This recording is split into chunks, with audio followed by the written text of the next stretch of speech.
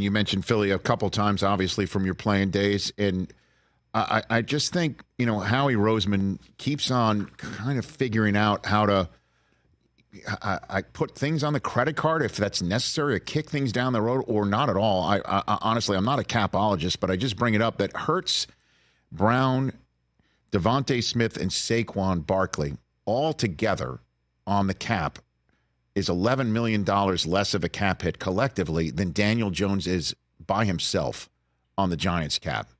And it's just another head shaker where just like, okay, he keeps doing it, and you take Saquon from the Giants. It's hard to not look at that and think it's the Eagles doing it again. What do you think that means to the locker room too, right, in Philly, that they bring Saquon in there?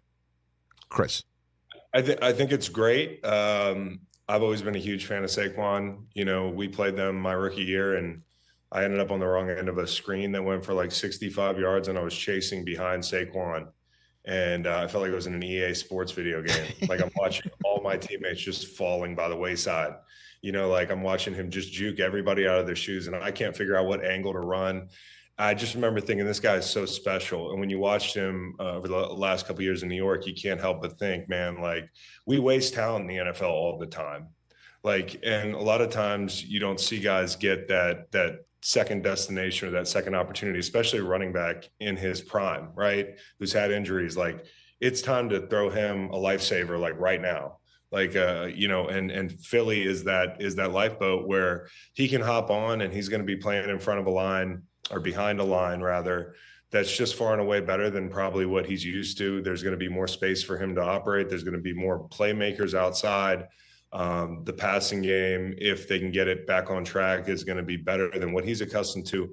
So the context around players, man, it can be heartbreaking to watch these things play out. I'm really happy that Saquon got an opportunity to not just choose where he wants to go, but to stick it to his team.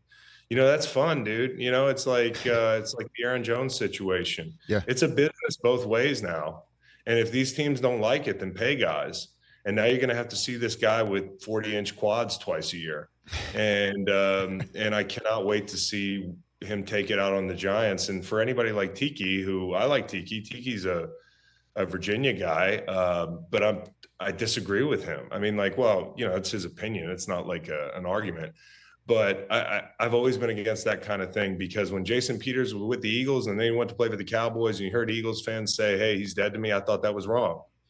The same people saying that are welcoming Deshaun home when he retires. And Deshaun Jackson played for the then Redskins, another division rival. So I think that stuff, it stings in the beginning, but eventually I think people appreciate the time that the guy spent in that particular city. And I hope people in New York can appreciate Saquon, because he would still be there if y'all didn't mess it up as an organization. I'm with you, Chris. I'm with you 100%. And it looks like they just decided to reset.